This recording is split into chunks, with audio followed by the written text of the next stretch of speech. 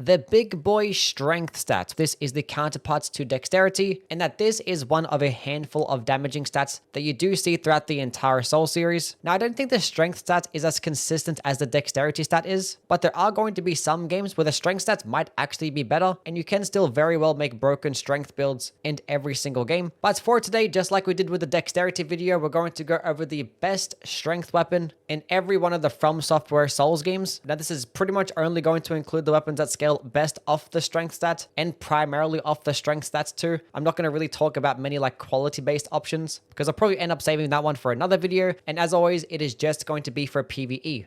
Now, starting off with Demon Souls, this game tends to be a lot more black and white when it comes to like the differences between strength and dexterity builds. There's not really much variation and there really isn't as many weapons to begin with, so it doesn't really blur the lines as much between like dexterity and strength builds as much as the other games do. But with that being said, I definitely think this game kind of favors more towards quicker types of weapons, which typically are dexterity based, because one, equipment load is pretty hard to come by in this game, and the differences between staying below and above 50% equipment load is a massive difference. But I think the biggest deciding factor is the lack of poise and hyper armor in Demon Souls. There is pretty much no poise in this game. So when you are using like large weapons with really like heavy types of armor, you definitely notice that some of these weapons require a lot more skill to use because you are getting staggered out of them extremely easily. But with that being said, there are some quicker types of strength-based weapons out there that I value a lot. I think the Night Sword probably does this one the best. Straight swords are one of the best, if not the best weapon type in the entirety of this game, specifically when one-handed due to how fast the movesets are, that really good running attack, and it's the overall moveset variation that it gets. And the Night Sword might just be the best in class out of the infusible options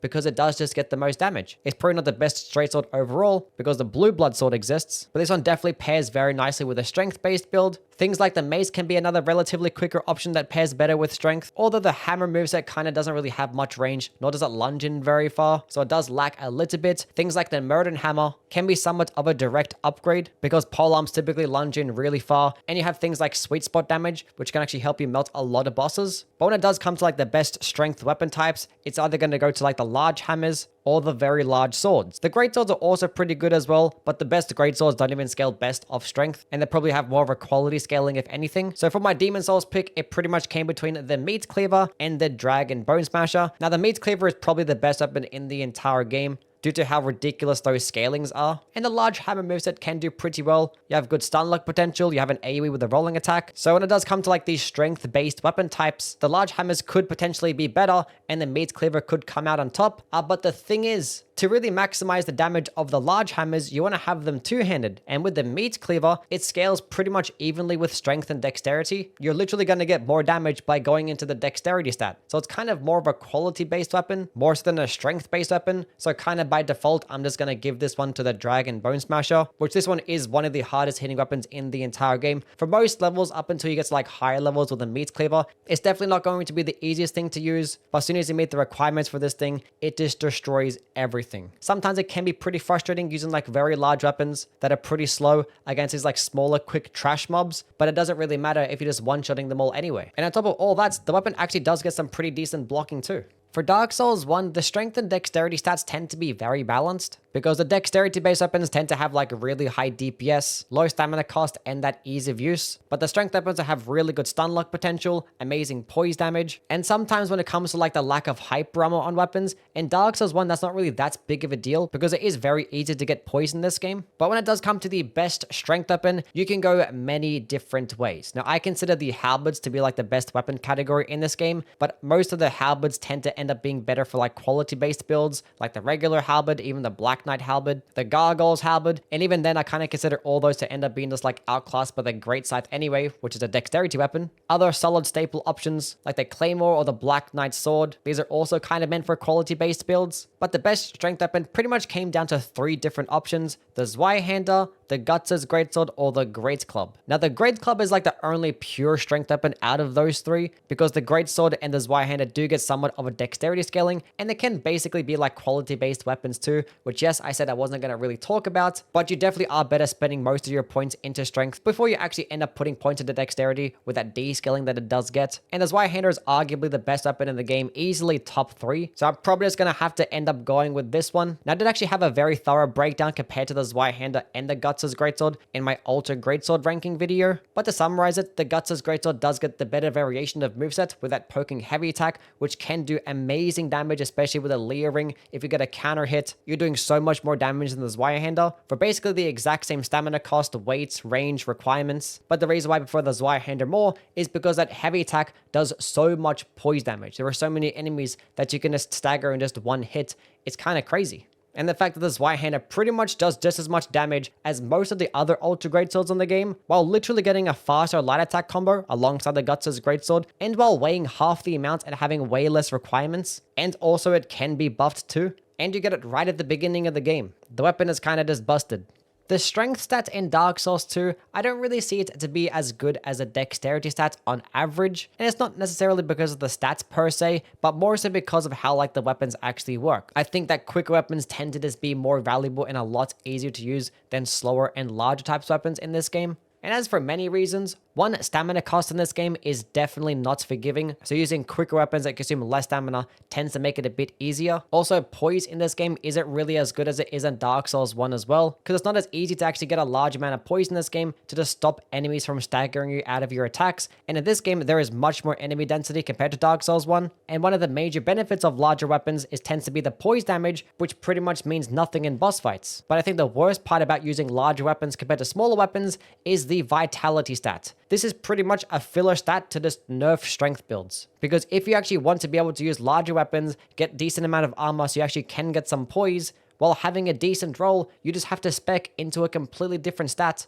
just to make your dodge rolling and stamina regeneration speed just be a bit more manageable, which this stat is arguably worse than adaptability. I think it's worse than adaptability for that reason, that it just nerfs strength builds for no reason. And it's especially true with how powerful the Flynn's ring is in this game. This is arguably the best ring in the entire game. And if you're a person that's wanting to use larger types of weapons, this is not really going to be that much of a possibility for you unless you are sacrificing something in return. But obviously there are many broken strength weapons that you can use and still have a very easy experience with. I think typically the hammers will end up being best on average because they still utilize the good poise damage that strength-based weapons get. They also get the striking damage, which is the best damage type in this game, but they just have the benefits of just being quicker and a lot easier to use. And I do plan on making a hammers ranking list across all the Souls games sometime soon, so definitely do subscribe for that. But I'm not going to choose a hammer to be the best strength weapon in this game, but it is definitely going to be an honorable mention alongside things like the Mastodon Halberd. This is a halberd that can get just as much damage as some Ultra Greatswords in the game, while also getting amazing amounts of poise too. The Giant's Warrior Club is pretty much the hardest hitting weapon in the entire game, with pretty much most infusions, while also getting the highest poise damage and the best moveset out of all the great hammers in my opinion too. The Germ Great Hammer is pretty much the early game equivalent of this. The King's Ultra Greatsword I think is the best Ultra Greatsword in the game because this weapon gets the Great Axe moveset with Ultra Greatsword damage. And it's not just Ultra Greatsword damage, it's the most damage out of all the Ultra Greatswords while getting the most poise damage and also getting striking damage. This thing is easily a top 10 weapon in this game, and I was close to putting it as the best strength weapon, but I thought nothing could really top the Red Iron Twin Blade. This weapon is an absolute monster of a strength weapon, and definitely is the best Twin Blade in the game, as it does get somewhat of a unique moveset. The first initial light attack isn't going to be that good, but once you end up comboing certain types of heavy attacks and light attacks back and forth, and start to get these multi-hit attacks off, that's when you really start to notice the power, because this thing hits so many times in quick succession, and it can just output so much damage. You get decent counter damage, really good poise damage. It is going to weigh the most out of all the Twin Blades and actually have the highest stamina cost, but the rewards is definitely worth it, because the stun lock potential, the ease of use, the damage output, it's just all S tier.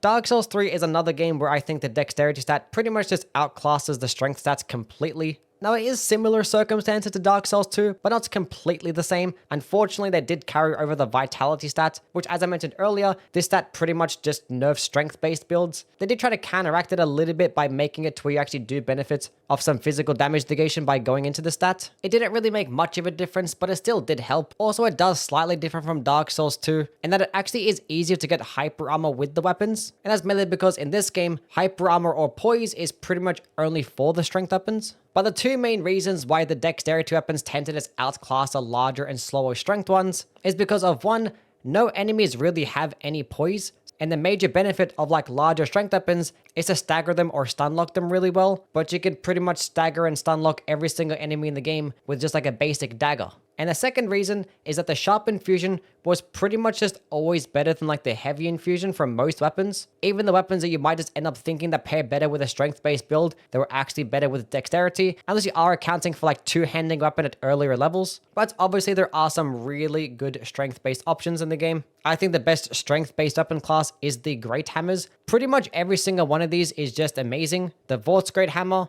the Leto's Great Hammer, the Spiked Mace. I think the Great Mace is probably the best amongst all of them due to its being very consistent and having the Perseverance skill. This skill is just amazing. It lets you tank so much damage and you just get so much poise and hype armor that you can just tank any single boss's attacks and then trade out very well. And also do get some very good poise, which thankfully in this game does work against bosses, but it wasn't really fully fleshed out as like a stance breaking system as it is in Elden Ring, which is definitely the best addition to Elden Ring when it does come to balancing of strength and dexterity. And it's kind of one of the things that this game was lacking, but none of those great hammers are actually going to make it to be the best strength weapon because I think the Exile Greatsword is the one that takes the crown. This is a curved greatsword with an amazing strength scaling and it just gets ridiculous amounts of damage, even comparable to some ultra greatswords in the game. And combine that with a relatively quicker curved greatsword moveset that can get you some hype armor, have a really good stun locking skill, that running attack is very quick and closes in the gap nicely, and you're putting all that on like some big boy hard hitting strength weapon that you can get very early on in the game. Yeah, it definitely has to make it to be the best strength option. Like the only downside of the Exile Greatsword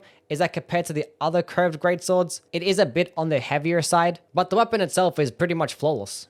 The strength stat in Bloodborne is kind of similar to the skill stat. In fact, like pretty much most builds in this game kind of feel the exact same. You can get really quick weapons with a strength-based build that output really high DPS, and you can also get some pretty slow and hard-hitting types weapons with like dexterity or skill-based builds. So there really isn't much variety there. But even then, that lack of variety, I think the skill stat is just much better to have than the strength-based stat for the stupid reason that visceral attack damage scales off skill, which I'll never understand why that's the case. But if you are a person that is very reliant on like just parrying or backstabs, which is like most of the game, you're gonna do better off with a skill-based build. But yes, once again, as always, you can make some very broken strength-based builds in this game. And as much as I love the Beast Claws, this is my personal favorite weapon in the game. It's obviously not going to beat out the Whirligig Sword, which this is arguably probably right up there with things like the Ludwig's Holy Blade and the Sword Cleaver, which yes, those things do scale a bit better off the strength stats, but they're kind of meant more for quality-based builds. But even then, if those were classified as strength-based, I'd still give it to the Whirligig Sword, because when you have this weapon transformed,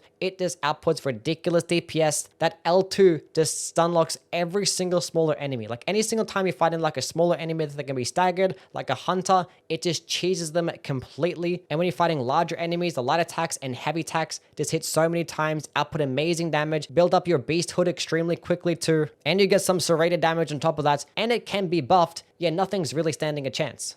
The strength stat in Elden Ring definitely has been improved upon since Dark Souls 2, 3, and even Bloodborne, and that is for a couple of reasons. One, a lot of weapons tend to get more hype armor now, and that is mainly for the strength-based weapons, and the stance-breaking mechanic too. Stance-breaking enemies in this game is not only extremely satisfying, but really powerful. Like just being able to interrupt enemies out of attack combos and just give you like a big opening to do colossal amounts of damage cannot be understated. And it is typically easier to stance break with strength weapons than it is dexterity ones. You know, except if you're a straight sword, because, you know, square up exists. But it does actually have a very nice and solid balance between both dexterity and strength, and it makes them very enjoyable to play. One gets the good stance damage and is good at trading out, and the other one just gets really high DPS with things like the multi-hit talismans and power extending potential. Like, the game itself is incredibly imbalanced with how many different weapons and spells there are, but one thing that actually was really balanced in this game was how viable every single build type can be. But when it does come to the best strength weapon in the game, it can go to many different ones. Obviously, I'm not going to spend too much time in it because I literally just made a 6.5 hour tier list covering every single weapon in the game. But it pretty much comes down to things like the Sword Lance, the Star Fist,